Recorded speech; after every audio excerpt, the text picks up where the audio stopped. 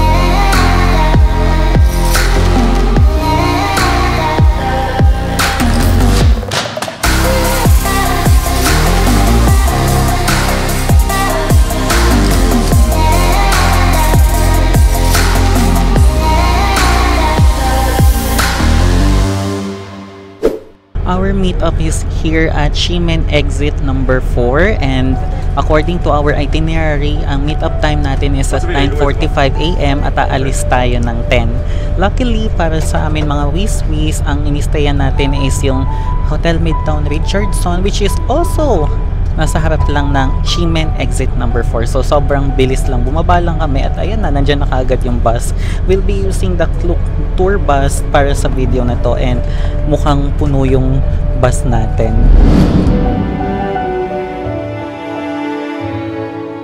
One thing that I noticed in our Klook tours was that at the beginning of our trip, the tour guide would usually include in the introduction the safety briefing, which mentions the exit points of the bus aside from the main door.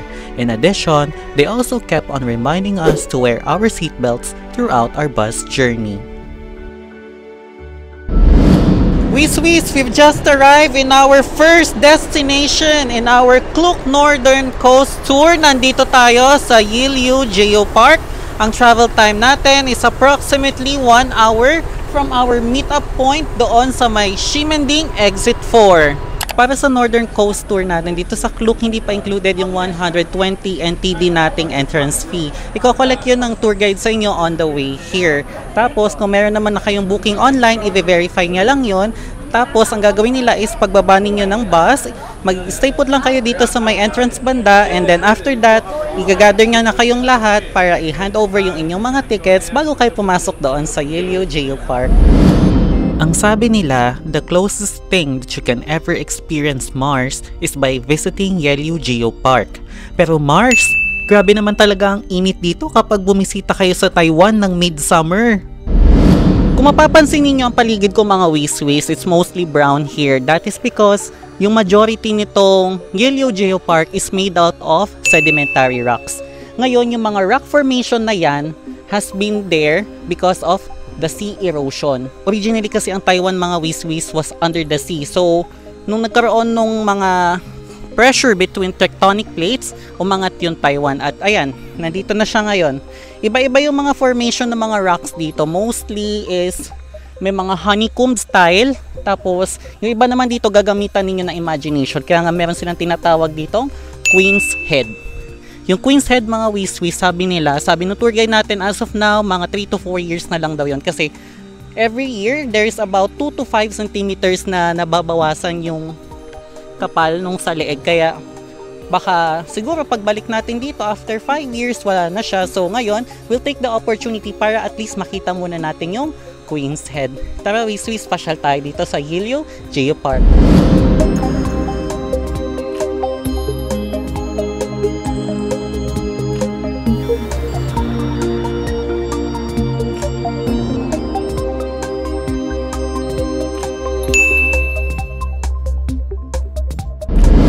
Actually, Swiss, maaga tayong dumating dito around 10:40, tapos we'll be staying until 11:45, so 1 hour din yun. Kaya lang Dahil nga June kami pumunta, ang init talaga, as in pak na pak yung arawan. So I guess kung pupunta kayo dito mga wiswis, pumunta kayo dito yung mga winter para hindi ganun ka mainit. Dahil ngayon, nangangamba na ako baka yung pati sunblock ko hindi kayanin. Siyempre mga wiswis, hindi mawawala sa mga tourist destination yung mga souvenir shops. And according to one of my friends, shout out sa iyo Mike, isa daw sa pinakamurang mabibilhan ninyo ng souvenir shop is itong market na malapit dito sa may Yilyu Geopark. So makikita nyo siya pagkalabas ninyo dito sa may mismong exit wiswis. Ayan yung example ng mga nabili namin. Ayan, mga keychain for only 250 NTD. Meron na kayong 6 pieces of keychain. Dito lang yan sa may tapat ng Yilyu Geopark na entrance. Pakita ko sa inyo yung itsura ng market. If you plan to go on buying here, please be sure to leave enough time for your shopping para hindi kayo maiwanan ng inyong tourist bus. Yan mga wiswis, our next destination is in Shifen. So pupuntahan natin yung Shifen Old Street at yung Shifen Waterfalls. And along the way mga wiswis, nag-discuss na rin sa amin yung aming tour guide about the fast facts doon sa may Shifen area, yung pupuntahan nating Shifen Old Street, pati yung sa Shifen Waterfalls. And binigyan na rin niya kami ng option para mag-advance booking dito sa aming lantern.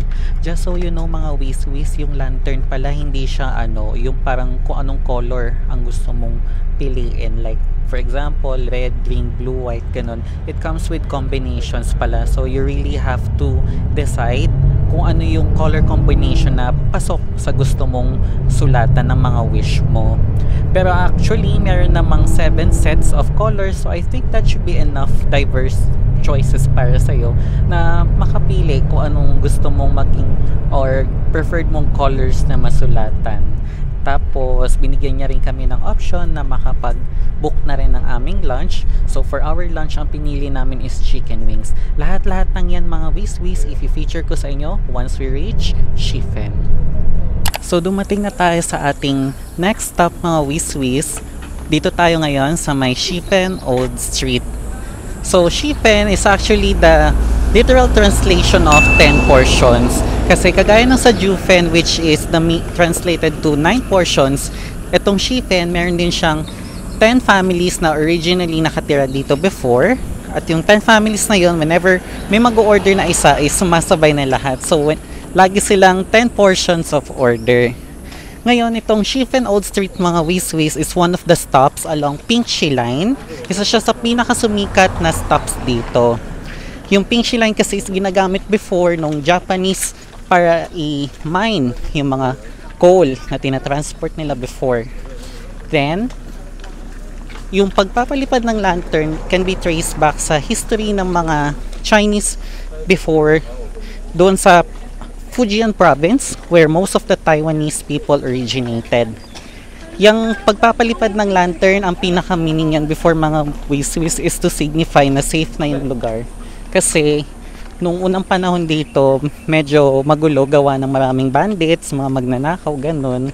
So, yung mga local villagers, pinapatago nila yung mga elderly nila, mga frail, yung mga women and children sa mga bundok whenever may mga bandits na susugod dito sa may Shifen area. Tapos, kapag after na, nag-settle down na sila after ng labanan, ginagamit na nila yung mga lanterns to signal yung mga nagtago nilang ka-village na pwede nang bumaba. Ngayon, yung pagpapalipad ng lantern has been passed down para sa mga tourists na, ayan, nagsusulat ng mga wish nila dun sa mga lantern. So, we'll try to experience it later.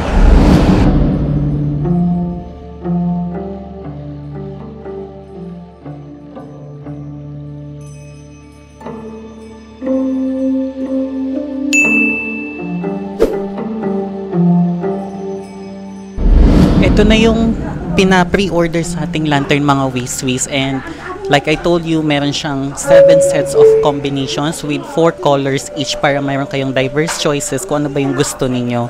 So right now, ang pinili namin actually is yung red, green, magenta, and yellow. Ang ibig sabihin ng red mga wiswis is health and peace, yung yellow is money and wealth, yung green is vigor and success, tas yung magenta is attraction and popularity. mag-color na tayo.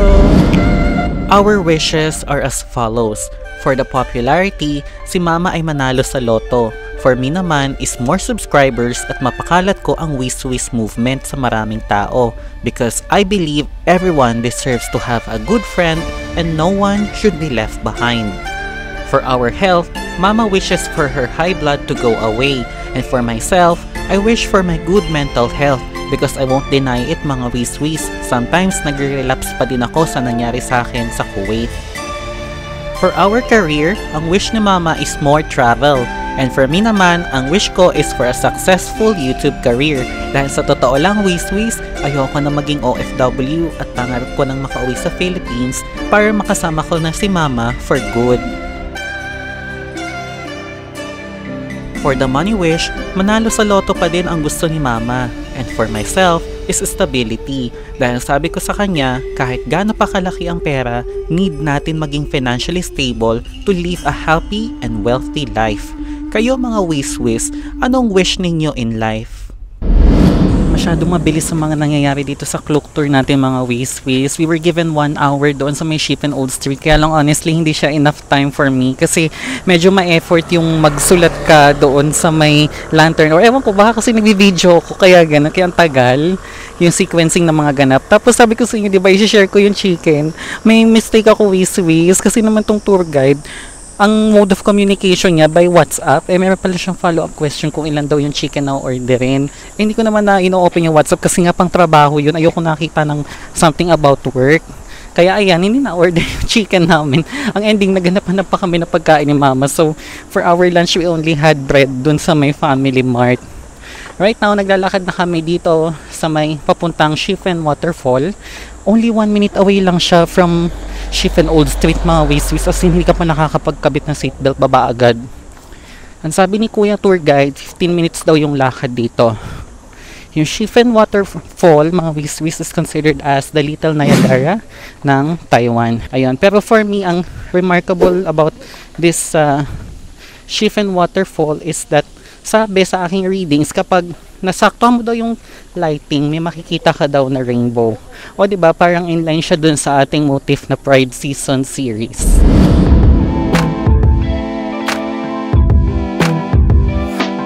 According to a local legend, the Shifen Waterfall was created by the goddess of the rainbow as a way to rescue a village from drought. The powerful flow of water symbolizes her abundant blessings and continuous protection.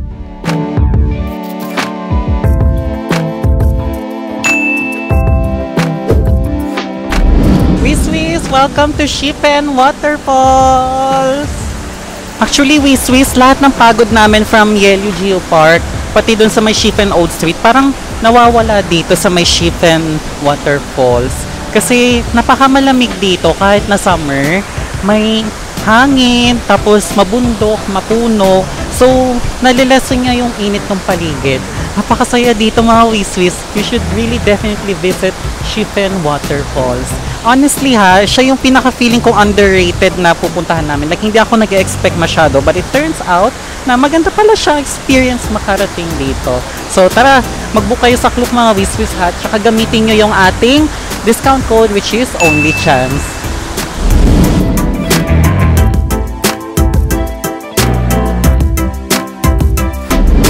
Walang introduction mga wiswis.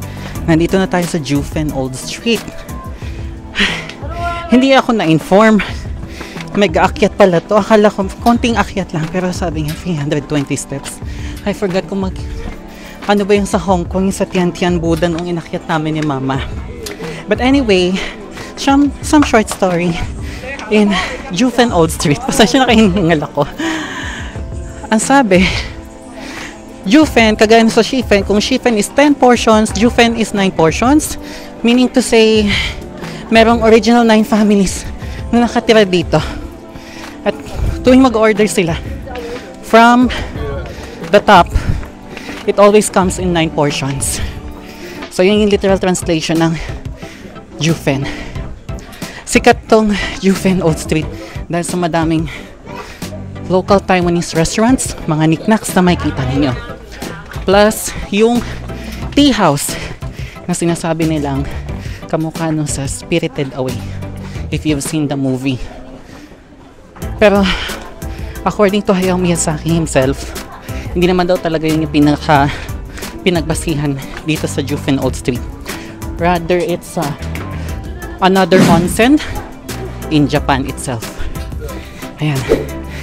Diba? Tiis ganda ang boots ko sa pag-akyat.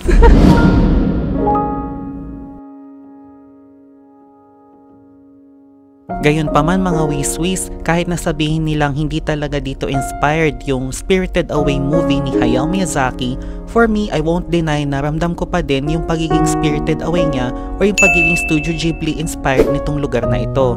Dahil nga naman mga wiswis, kahit nakakapagod yung pag-akyat namin doon sa may street ng Juffin, napabawi naman lahat ng pagod namin whenever we pass by stores that are inspired by the movie itself.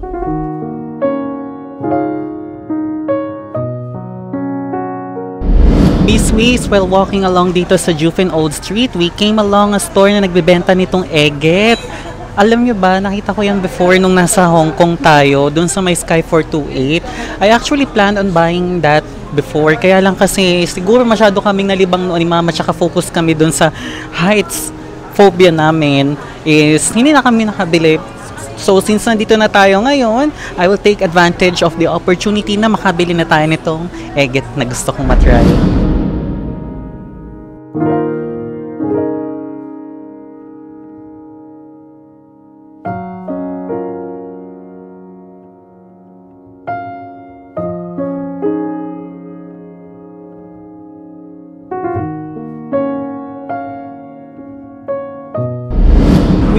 Look, while I was also filming dito sa my Always Sunny store, may nakita ako milk tea. Ang cute ng lalagyan, kaya nainganyo ako, diba? Hindi ko alam kung anong lasa, pero sige, tinanong ko naman kung mayroon siyang chocolate or coffee kasi alam nyo naman allergic ako doon.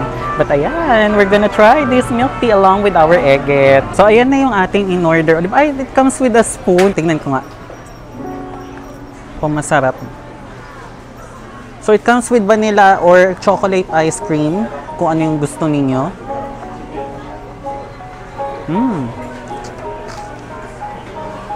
Ito lang siya itlog. Kaya pala eget, itlog nga lang naman. Itlog lang siya, just ice cream. Pero masarap.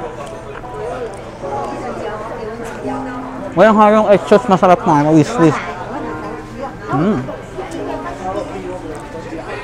While walking around dito sa may Juffin Old Street mga wiswis, when we were going back to our bus, 40 minutes ahead pa kasi kami, we found another hidden spot. So, dire-diretso lang namin siya pababa from where we originated. Pag ganun din kayo mga wiswis, just right after nung tea house doon na sikat, merong parang pagilid na road. Sundan nyo lang siya sa my right side, tapos makikita ninyo, ayan yung view. Napakaganda mga wiswis, wala pa kayong kaagaw dito, unlike dun sa sinabi ng tour guide natin na photo spot. Ang dami kasing photo bomber doon, pero dito, solong-solo ninyo yung lugar at napakaganda, I swear. Ayan.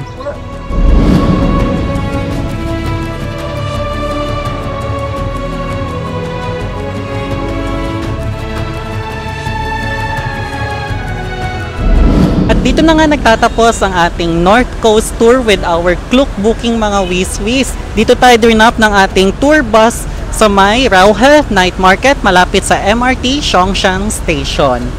Kung nagustuhan nyo po ang ating tour activity for today, please i-book nyo po yan sa Klook. Ilalagay ko po yan sa ating description box below. At huwag nyo kalimutan ilagay ang ating discount code, which is Only Chance, para magkaroon kayo ng discount sa inyong final billing payment. Kung nagustuhan nyo po ang ating video for today, please like the video below and don't forget to show your support by subscribing to our channel, and don't forget to turn on your notifications bell para updated kayo sa ating mga future contents. Muli po mga wiswis, ako si Chan, ang inyong kaibigan, saan ka man sa buong mundo, and together let's create a world that is less lonely and more friendly for everyone. Dahil dito sa Only Chance, you always have a friend. Wiswis Movement. Ingat po kayong lahat mga wiswis, and bye!